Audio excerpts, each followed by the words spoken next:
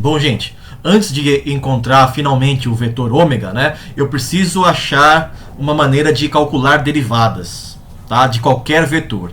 Então vamos pensar que a gente tem um vetor qualquer, u do espaço, tá? Não necessariamente a posição ou algo com significado físico, qualquer vetor do espaço, né?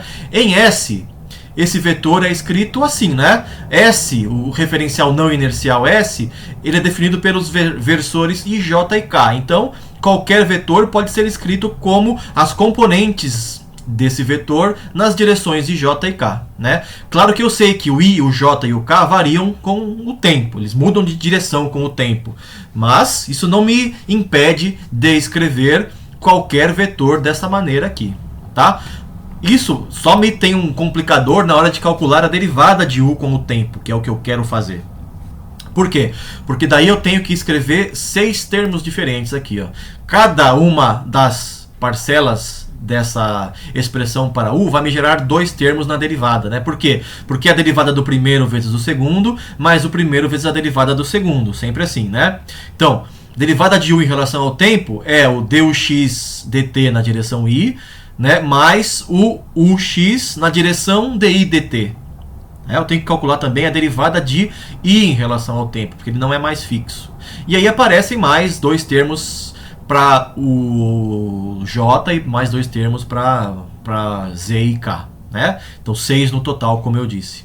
O que eu vou fazer é reagrupar, tá? E usar as equações A, B e C que a gente viu no último vídeo. Tá? Reagrupar é mais fácil de fazer, então eu só vou fazer o seguinte, ó.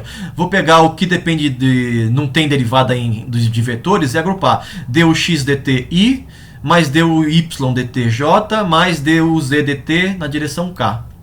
Escrever todo mundo junto, agrupado, tá? Dux dt, dy dt, duz dt. O que é isso? Tá? Isso eu vou chamar de delta u, delta t. É importante perceber isso agora, isso aqui é um passo bem importante. O que é delta u, delta t? Delta u, delta t é a derivada de u vista por alguém em S, vista por um observador acompanhando a rotação simultaneamente aos vetores I, J e K. Veja o seguinte, que se você está em rotação junto com S, ou seja, se você está em S, né, rodando junto, quando o vetor I muda um pouquinho, você também acompanha e muda junto. Então você não vê o vetor I alterar. Certo? A mesma coisa é o J e o K. Para você, o I, J e K estão fixos, se você está em S, nesse referencial em rotação. Portanto, né, para você, o I, J e o K ficam lá parados. Certo?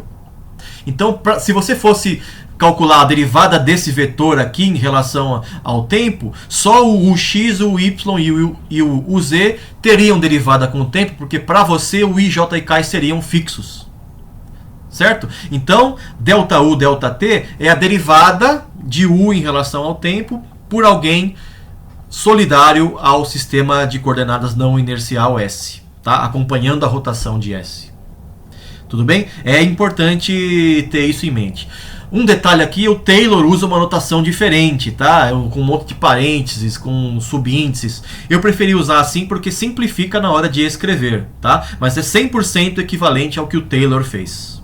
Tudo bem? Então eu recomendo ainda assim vocês lerem o livro do Taylor. O Taylor usa uma estratégia totalmente diferente, para mim é menos óbvia, é menos clara do que o que eu estou fazendo aqui, tá? Mas recomendo mesmo assim que vocês leiam o livro dele, tá? E percebam a notação um pouco diferente que ele usa. Tudo bem? Então vamos retomar aqui, né? du dt tem uma primeira parcela que é a derivada delta u, delta t. E o que é o du dt? Enfim, du dt é a derivada vista do referencial inercial S0, que é a derivada, né, completa. Por alguém lá fixo em S0. Alguém em S0 veria a derivada sendo dada por essa delta u, delta t mais alguma coisa, que é o quê? O restante dos termos que aparecem aqui, né? Daqui eu agrupei o dux, dy, duz, né?